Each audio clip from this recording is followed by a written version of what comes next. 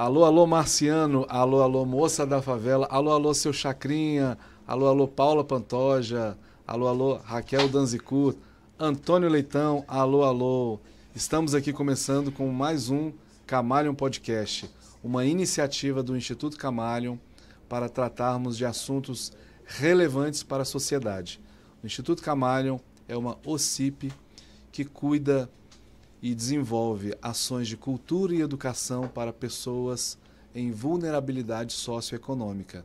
Além de cultura, nós levamos também alimentos, cestas básicas, roupas e tudo aquilo que pode levar conforto para as pessoas. Não só o conforto físico, mas também o conforto emocional. Dito isso, quero parabenizar aqui a mesa que está hoje brilhante. Talvez seja um dos grandes programas hoje, hein, nosso diretor aí, Marcelo Cabeça. O programa hoje vai tratar de um tema super relevante que a Camaleon já desenvolve, que é educação. Inclusive, nós temos um selo, né, dos Objetivos de Desenvolvimento Sustentável pelas nossas ações. Agradeço aí nosso diretor, Marcelo Cabeça. Se você precisa de brincos, colares, né, pulseiras, podem comprar com Kiko Colares. Já que a aula hoje o tema é educação, podia ser na minha aula um colares. Ah, é verdade. Pois é. Gente, não tem nada de comprar com Kiko não, viu? É só uma piada interna que a gente faz. Compre com Mauro Cid. Mas vamos falar sobre cola também, né, aqui no nosso podcast. Então, gente, quero agradecer imensamente a participação de vocês, mas principalmente da Raquel, que veio lá do Acre, né, para gravar o programa com a gente. Especialmente para cá. Muito obrigado, Raquel. Né, assim, a sua participação vai ser muito importante para nós. Até para dar uma visão, né, de um outro local que a gente não tem essa vivência aqui. Tá bom? Mas antes de passar a palavra para as convidadas, eu queria que o nosso querido Antônio Leitão fizesse as suas considerações iniciais. Vai lá, Antônio. É um prazer muito grande estar aqui com você mais uma vez.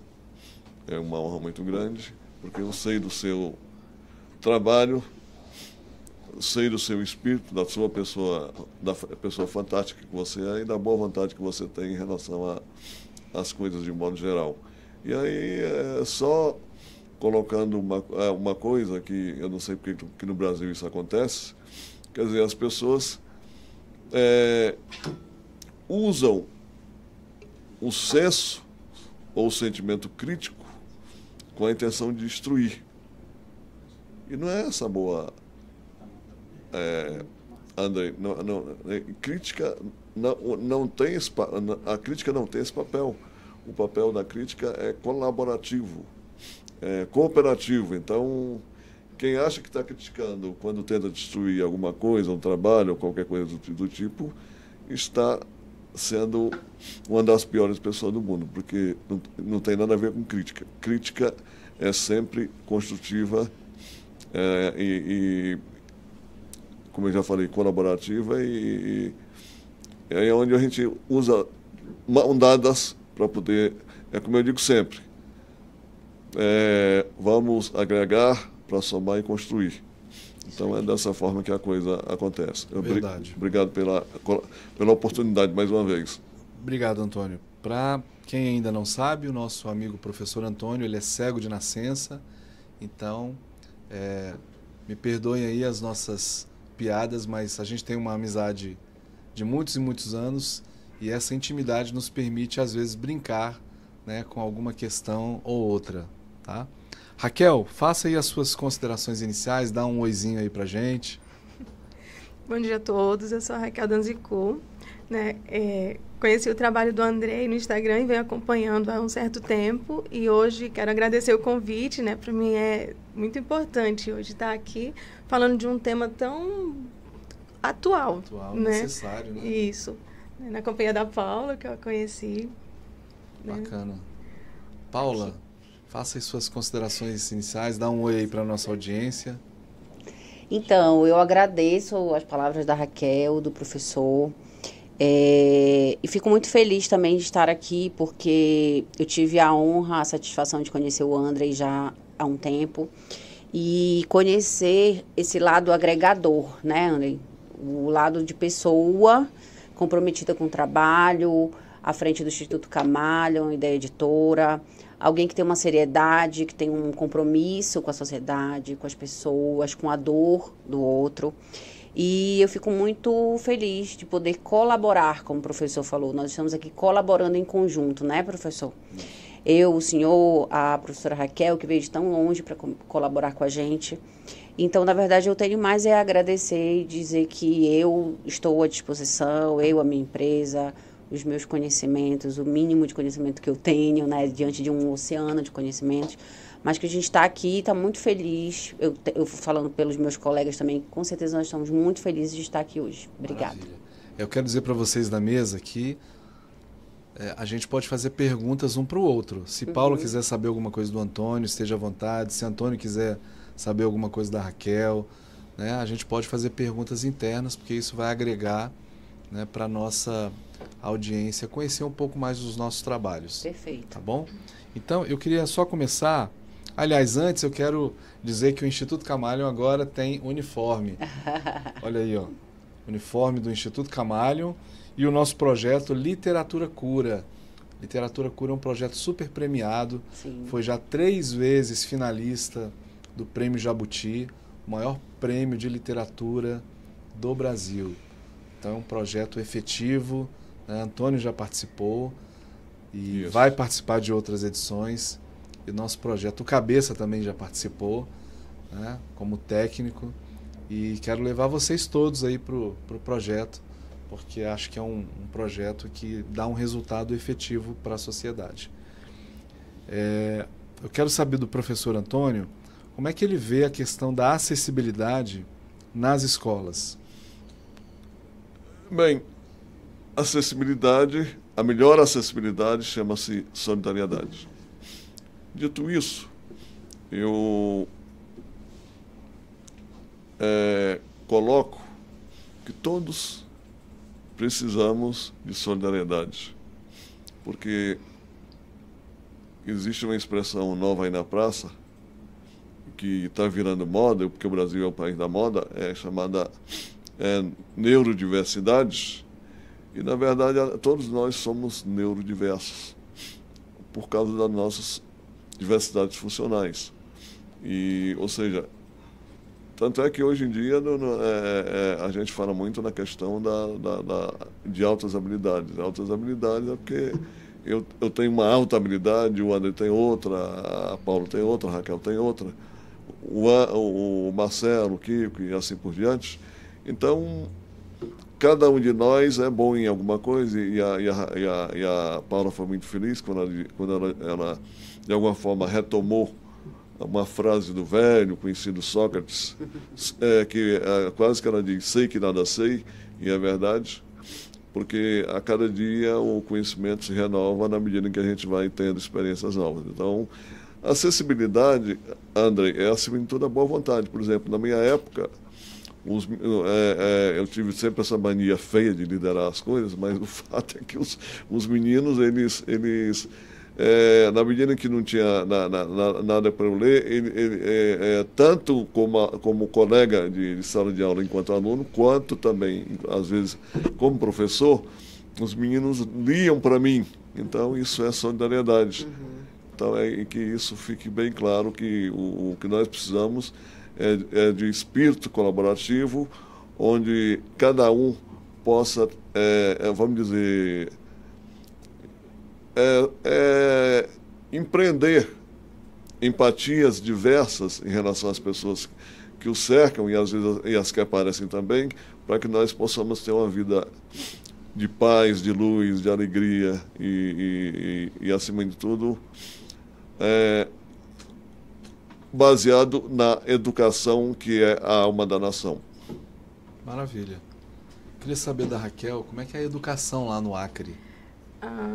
Mas antes eu poderia fazer uma pergunta? Pode, claro. Para não esquecer. Professor João, Antônio. Desculpa, Antônio. O senhor conheceu os dois lados digamos, como aluno e como professor, né? Da educação inclusiva, vamos colocar assim.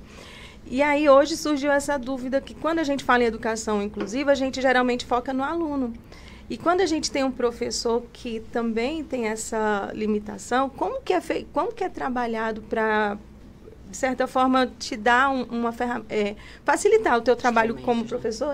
Qual é o instrumento, né, que você, enfim, que eles te disponibilizam para que você possa fazer o teu trabalho como docente? Raquel, em primeiro lugar, eu nem gosto da palavra inclusão, porque inclusão é como se eu tivesse excluído as pessoas, colocam isso de maneira muito extremista, e, na verdade, tanto como aluno, inclusive, eu tive questões com professoras da secretaria, que depois que eu virei professor, viraram minhas amigas. Você não precisa fazer prova, aquela coisa toda. E aí depois, mas, como eu falei, os colegas de sala de aula sempre liam para mim, ou às vezes tinha, mal e porcamente, alguma coisa em braille aqui e ali. Mas, e aí quando eu virei professor, a interação entre mim e os alunos era um negócio muito, vamos dizer, interessante, porque, na verdade, o que eu fazia com eles? É coisa que não acontece hoje. A gente era da mesma cidade, que é a Ceilândia, e eu sempre dizia, eu vou tratar vocês na palma da mão, mas se precisar de porrada, vai levar porrada. Então, e aí, nessa brincadeira toda, eu me dei muito bem, inclusive, porque realmente eu fazia. Quando acontecia alguma coisa comigo era questão, às vezes, de barulho, porque adolescente é um negócio meio que faz isso direto, mas eu vi, por exemplo, um aluno derrubando uma professora no horário da noite, aí eu tive que fechar a porta e fazer exatamente o que eu dizia, porrada. Quando foi de manhã, um dia pela manhã, eles não sabiam, por exemplo, que era eu que ia entrar na sala de aula, aí eles colocaram uma cesta de lixo que ia prendendo a porta e a parede. Aí, quando eles viram que era eu que ia entrar, ainda, não, com você não pode, com você não pode. E aí tiraram a cesta de lixo de cima da porta, e aí eu fechei a porta e lá vai de novo um belo discurso, aquela coisa toda. Eu estou dizendo isso também para mostrar, porque hoje se fala muito em violência na escola, violência está em tudo quanto é lugar. No Brasil, infelizmente, há muita violência. Tanto é que em 2019 ou 2018, não lembro direito, eu fui fazer para o Uniceub um trabalho sobre violência na escola, quanto professor, e a sala estava cheia de alunos, inclusive a maioria deles morando no entorno ou na cidade de satélites. Pergunta se apareceu algum professor. Não apareceu nenhum. Então eu tive que falar só para os alunos, porque os professores não apareceram para fazer a integração. Muito interessante essa fala, porque a pergunta da Raquel ela foi justamente sobre isso, né? Que apoio você teve? Que instrumentos você recebeu? Não foi aquela, quando você... toma que o filho é teu, toma que o filho é teu. É isso que eu ia falar. E aí, quando você traz que os seus pares não comparecem, né? Eu penso que isso faz parte dos instrumentos de apoio, né? Sim. E aí, quando você diz, os professores não apareceram, isso é algo muito forte para a gente refletir, né? Porque a gente, enquanto educadores, enquanto professores, né? E eu sempre falo isso, que educador é diferente de professor, a gente também fazer a nossa parte, né? Então, sim. Fico muito consternada de escutar isso. Porque eu sou professora universitária, então saber que os meus colegas não apareceram, né? E que ficou a cargo de uma pessoa que o senhor não era professor da instituição, né? Não. Um convidado, né? Então aí eu fico pensando, eu fico me perguntando em que momento de educação nós estamos ou em que momento nós nos perdemos do foco principal da educação e, como o senhor falou, da acessibilidade enquanto solidariedade. né? Então, acho que isso, para mim, hoje é uma coisa que eu saio daqui de verdade refletindo, apesar da gente estar começando, mas é uma coisa que eu já sei que eu vou levar daqui. Essa reflexão que o senhor fez agora. Também da nossa responsabilidade, como a Raquel falou, não só com os alunos, mas com os nossos pares, né? Com os nossos colegas. Eu e Paula participamos de um ecossistema de empresas, organizações da sociedade civil, governo. Então, é interessante como o nosso grupo é unido. Coeso, nosso grupo, né? Ele trabalha muito a questão da empatia, de trabalhar a questão do outro. Eu acho que se isso tivesse em outras esferas da sociedade, e aí no caso citado aqui pelo Antônio, na educação, acho que os rumos da educação hoje seriam diferentes. Sim. Porque eu vou contar um pequeno depoimento para vocês. Eu até mais ou menos, acho que a 4ª série, estudei em escola particular, porque minha mãe era professora na instituição. Então eu tinha bolsa de estudo. A partir da 5ª série, da antiga 5ª série, do ensino fundamental, eu estudei minha vida toda em escola pública. E eu percebia desde aquela época, dizendo que os governos não valorizam a educação, não valorizam os professores. E a gente agora em 2023, o discurso é o mesmo que eu escutava quando era criança. Obviamente que eu não tinha uma percepção política, né, de quando eu tinha 12, 13 anos. Mas, olhando daqui para trás, parece que nada mudou. As coisas que aconteciam antes são as mesmas que acontecem hoje. Então, o que falta para a gente avançar de verdade? Porque o discurso é sempre o mesmo e nunca muda. Sai político, entra esse, entra aquele, e as políticas não são efetivas. As políticas de educação, as políticas de cultura, acho que ainda falta muita coisa. Muito se avançou, sim, mas ainda é preciso mais. Como é que é lá no Acre? É a mesma coisa? Porque a educação... Não é muito diferente, mas tem algo que eu quero ressaltar. Lá a gente tem um investimento grande, posso dizer assim. Hoje os nossos alunos têm tablets. Eu trabalho numa escola que tem laboratório de informática, de química, de física, tem uma estrutura maravilhosa, mas eles não capacitam o professor para usufruir disso, né? Então, vamos lá na formação. Eu penso muito nisso. Quando tem a formação dos professores, eu vou cheia de, vou aprender muita coisa. E, na verdade, o que a gente necessita de fato não é colocado ali. Entendeu? Então, eu questiono muito isso. Que a formação ela deveria ter um direcionamento a uma formação de fato, a uma capacitação de fato, principalmente se você vai para uma escola que tem uma estrutura como a escola que eu trabalho, a Esther Maia, né? É pública ou particular? É pública. Pública. E é uma escola... ela não é uma escola periférica. Esse bairro que eu trabalho... Foi um bairro criado para colocar as pessoas que moravam em regiões onde alaga, né? Então, foi criado esse bairro e lá tem várias escolas, inclusive escola militar, né? Só que eu vou falar que é a minha realidade, então, assim, a estrutura dela é maravilhosa, mas eles não capacitam o professor para... né? O aluno recebe um tablet, fica com ele, vai para casa, ele está usando essa ferramenta para estudar? Não está. Não está. Né? Então, quer dizer, eu acho que antes de entregar esse tablet, devia ter também com os alunos um preparo para ele usar isso como algo que venha somar com o conhecimento dele. A gente, infelizmente, não vê. Simplesmente foi entregue. Alguém está ganhando dinheiro em cima disso. Isso.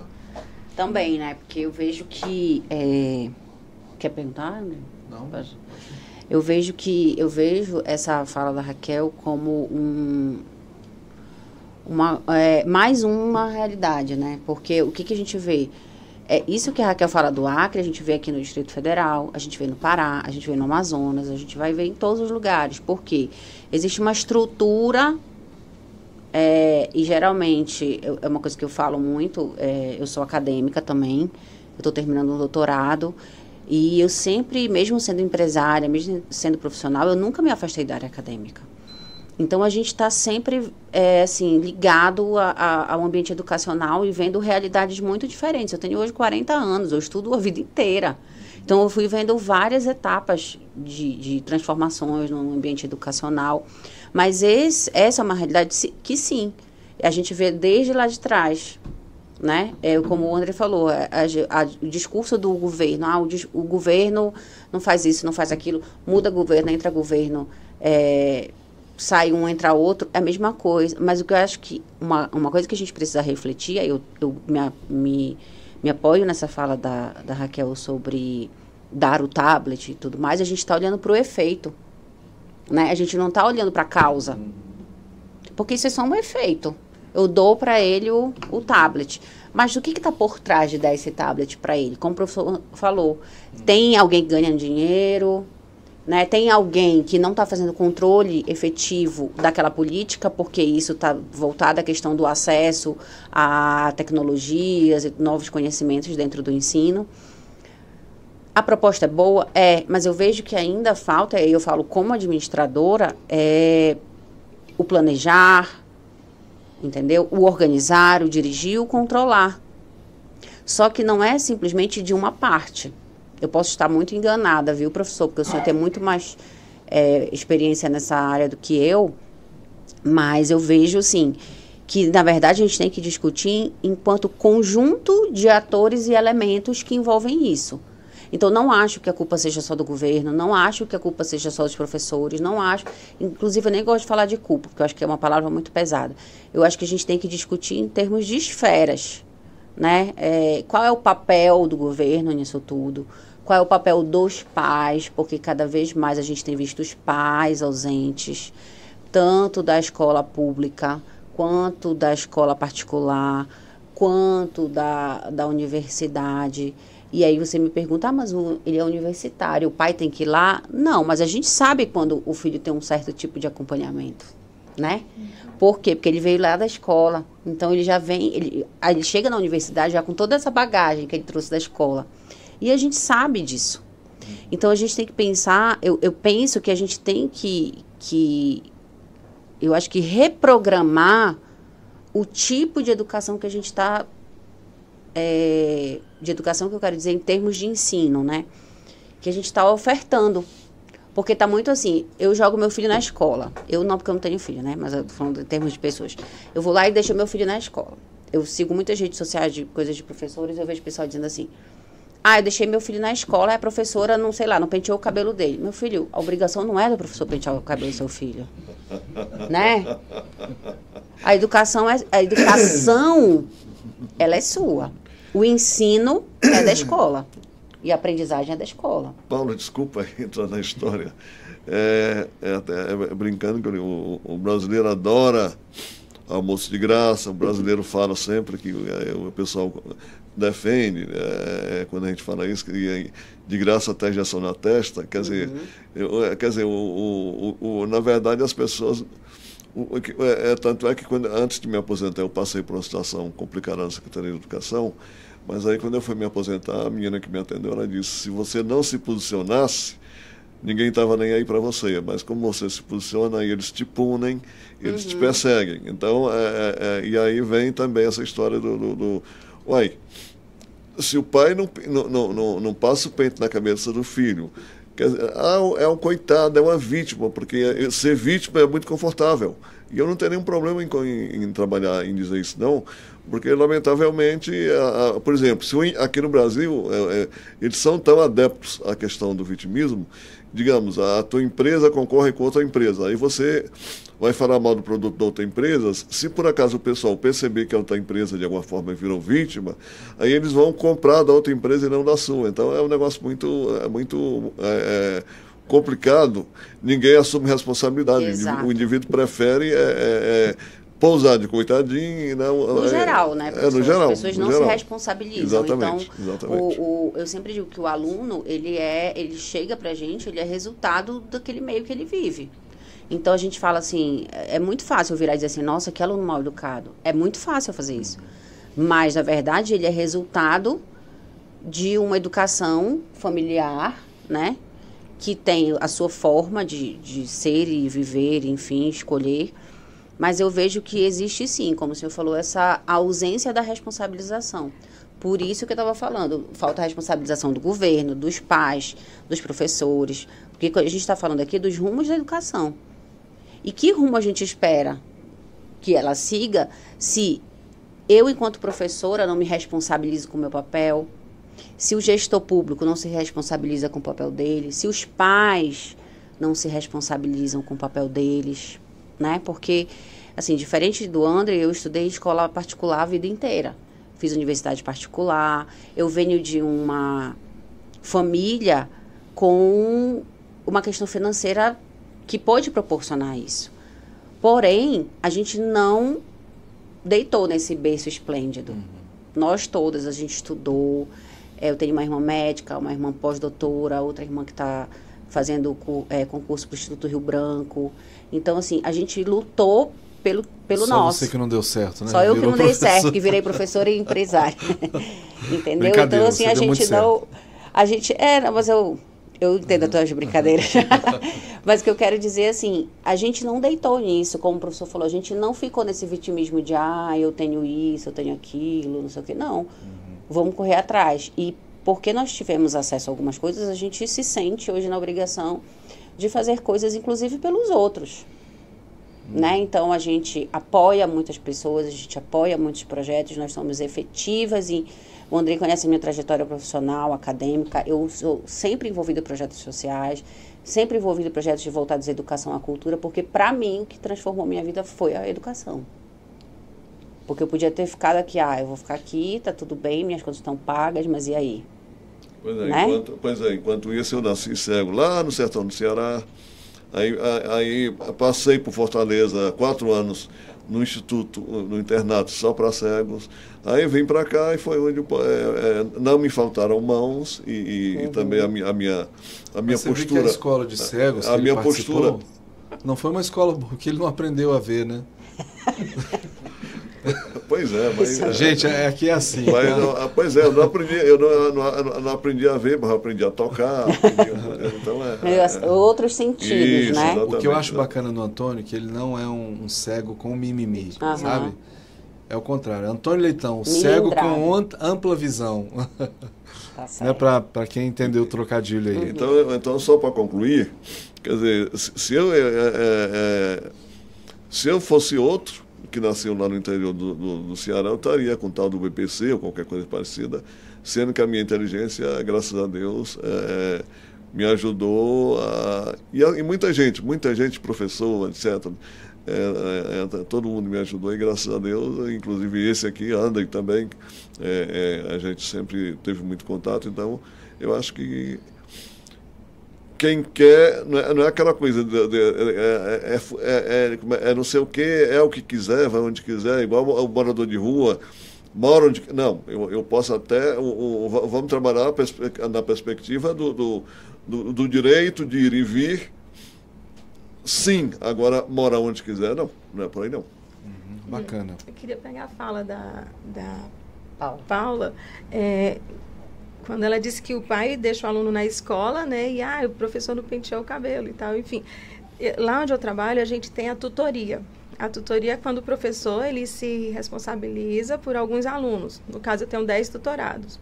Dos 10 tutorados que eu tenho, os que têm acompanhamento dos pais, raramente dá um problema. E os que não têm, vem essa cobrança, por incrível que pareça, né?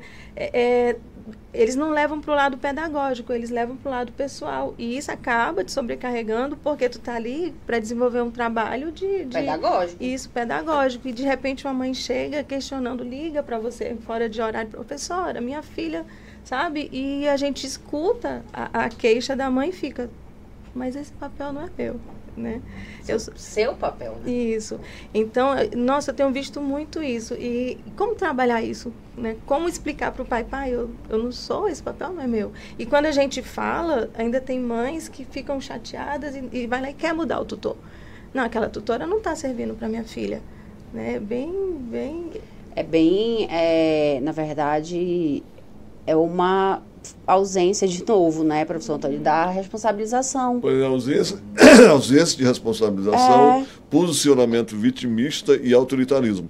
Isso, ainda mais isso na escola, assim, eu percebo isso hoje na sociedade. As pessoas, elas querem arranjar o 0,0001% para elas acharem que elas são superiores a alguém. Sim. Né? Sim. Isso, enfim, eu acho que isso envolve um problema de autoestima, mas tudo bem, isso é uma outra discussão. É a questão da terceirização da própria educação dos filhos para o papel do professor. Da responsabilização. Eu não me responsabilizo, a responsável é tu, sabe? Que não é bem assim, né? Que não pode ser assim. Mas, Raquel, tanto lá no Acre quanto aqui no DF ou lá no Pará, é a mesma coisa. Né? Pior se for escola pública, é particular. É particular. Que os pais se sentem no direito de dizer assim, eu pago. E a sala de aula... Pagou, passou, né? A sala de aula num ambiente privado, esses pais mais folgados, sem responsabilização, entendem que aquela sala de aula é uma extensão da casa deles. Sim. E aí, o professor é como se fosse um empregado, Sim. que ele tem à disposição do filho para ir pentear o cabelo, para escovar o dente dos filhos. E isso tem que ser uma responsabilidade exclusiva dos pais ou do responsável. Não é papel do professor. Tu imagina essa pessoa na universidade, que passou pela Raquel, que a Raquel mostrou claramente para os pais, que não é responsabilidade dela enquanto tutora, pentear o cabelo, dar aqueles cuidados básicos, e ele chega na universidade, porque essa criança, ela cresce.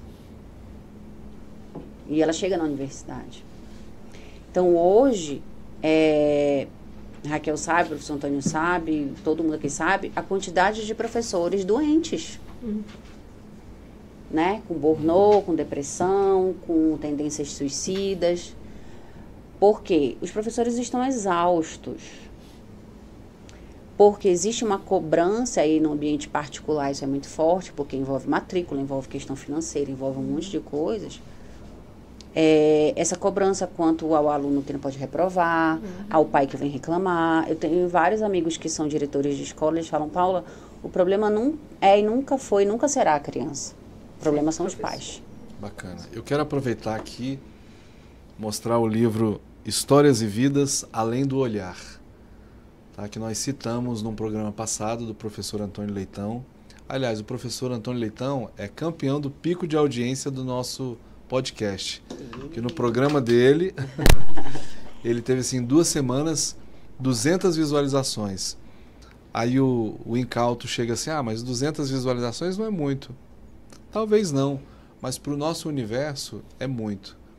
Para o universo do Instituto Camalho, nós temos aí uma valorização daquele nosso espectador. Falando nisso, quero também dar os parabéns para a nossa amiga Dona Cuca, tá?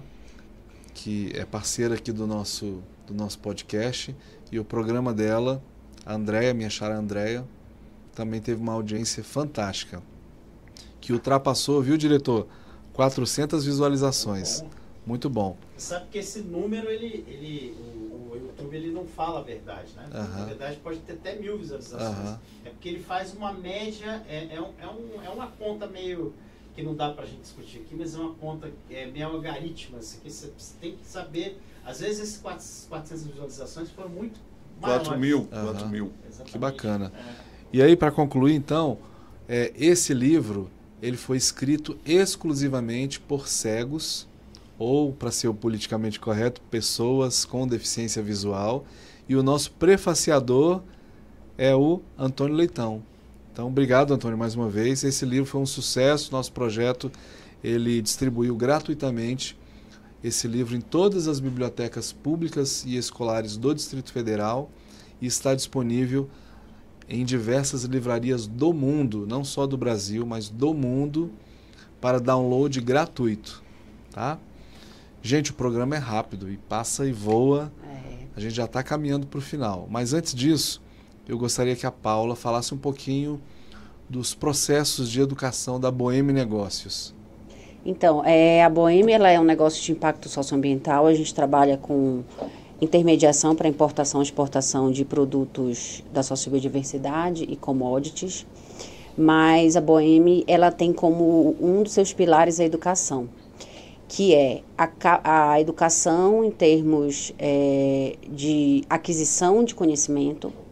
Então, a nossa equipe, nós somos pessoas que estão sempre em processo de busca e de transferência de conhecimento. Então, hoje nós ofertamos de forma gratuita um projeto social bancado pela empresa que capacita mulheres artesãs do Distrito Federal.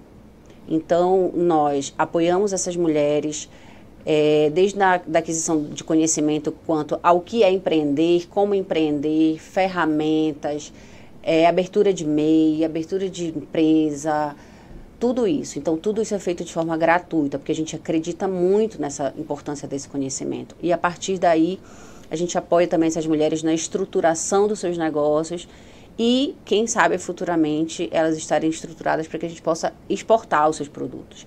Então, a base do conhecimento para a gente, dessa troca de conhecimento, de educação, para a gente é fundamental. Todos os contatos da Boêmia Negócios vão estar na descrição do vídeo. Vou colocar lá o site, o Instagram. Obrigada. Para quem quiser e tiver interesse em buscar esse tipo de conhecimento, vai estar aqui na descrição do vídeo. Raquel, como é que você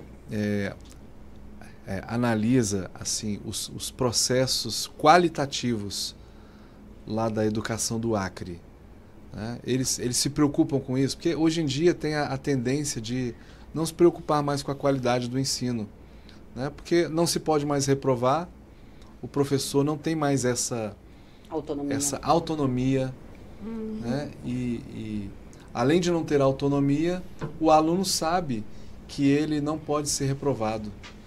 E aí fica naquela disputa, naquela briga desnecessária do professor fingindo que está ensinando e muitas vezes o aluno fingindo também que está aprendendo. E o professor e o governo fingindo que paga. Que investe na educação. Que investe na educação. Lá a gente costuma falar que buscamos ser escolas de resultado, né? E para isso a gente tem feito um trabalho focado mesmo no aprendizado do aluno. Mas, infelizmente, a gente não tem como é que eu vou te dizer? Esse retorno do aluno. Ele simplesmente está ali na sala e tu tem que criar um jeito, uma metodologia que desperte a atenção do teu aluno para que ele participe da tua aula. O IDEB, como a nossa preocupação é em aumentar a nota do IDEB. Como que eu vou fazer isso se o meu aluno ele não está disposto a aprender? É assim que eu vejo. E aí eu sou professora de língua portuguesa. Eu tenho que montar uma aula que venha trazer o aluno, né, a pelo menos instigar a curiosidade dele a respeito do assunto que a gente está trabalhando ali. E não é todo o conteúdo que tu consegue fazer uma aula dinâmica para trazer o aluno para participar, interagir. A gente consegue algumas vezes? Consegue, mas não é sempre. E é difícil, é que nem eu falo. Eu bato muito em cima da tecla formação do professor, né? Quero metodologia ativa. Me ensina, né? Traz isso pra gente, né? Não só diz eu quero isso, né? Mostra como faz e ajuda, porque o professor, eu vejo que ele é muito largado. E também essa questão da metodologia ativa, eu sou muito crítica, só um parênteses, eu sou muito crítica da metodologia ativa, porque parece que cabe apenas ao professor, né? E aí eu retomo o que eu falei lá no começo, se a gente não trabalhar isso enquanto conjunto, né? O aluno precisa sentir que a escola é um ambiente interessante para ele, a família precisa reforçar isso e a escola precisa trazer isso, né? Então, eu sou um pouco crítica, muito crítica da metodologia ativa, porque jogaram nas nossas costas. Fazer uma aula mega ultra power, aula nota 10, aula não sei o que, show, né? E o aluno continua ali, tipo, sem entender o que está acontecendo, né? Maravilha. Antes da gente encerrar, eu quero dizer que o Instituto Camalho entrou no Ciclo do Cuidado, que é uma parceria com o Rita Saúde e com o Instituto Sabin. Nós vamos oferecer para os nossos assistidos e nossos parceiros um ano gratuito de uma espécie de plano de saúde com direito, inclusive, a exames laboratoriais. Mais uma conquista do Instituto Camalho para aqueles que são parceiros e para a nossa comunidade vulnerável. Esse programa é uma solução de saúde digital que simplifica o contato, o relacionamento entre médicos e pacientes, aqueles que mais precisam, cuidando da saúde e do bem-estar de uma forma moderna e efetiva. Tá bom? Para a gente encerrar, Antônio, 30 segundinhos, rapidinho. 30 segundinhos, Antônio. Dê o seu tchau aí para a nossa audiência. Até para vocês, mas o fato é, de novo, educação, educação, educação. Educação é tudo. É verdade. Educação transforma, educação traz conhecimento e conhecimento traz poder. Não o poder sobre, mas o poder de, o poder com finalidades, o poder para. Então, por isso que a educação é a alma da nação. Obrigado mais uma vez pela oportunidade. Raquel, diga aí. Eu quero agradecer também a oportunidade de estar aqui, né? Conhecer a Paula, o Antônio, o Andrei, né? Que sou fã do teu trabalho, tá? Então, muito obrigado por esse momento. Para mim foi muito gratificante. Bacana. Nós é que agradecemos você ter vindo de longe e ter trazido aí um pouquinho da tua experiência com a educação do Acre. Obrigado. Paula, dê aí as suas considerações finais e um tchauzinho. Obrigada, gente. Obrigada a todos e todas que estiveram aqui e que também vão ver essa gravação posteriormente. Agradecer ao professor Antônio, a professora Raquel, professor Andrei, que tanto nos ensina, né, nessa nossa trajetória de projetos e tudo mais. Agradecer e também me colocar à disposição para dúvidas e perguntas e a própria empresa e os projetos que a gente executa. Maravilha. Esse é o Camarion Podcast e mais uma vez estamos aqui tratando de um tema interessante e relevante para a sociedade. Obrigado a vocês e até o próximo. Tchau. Até.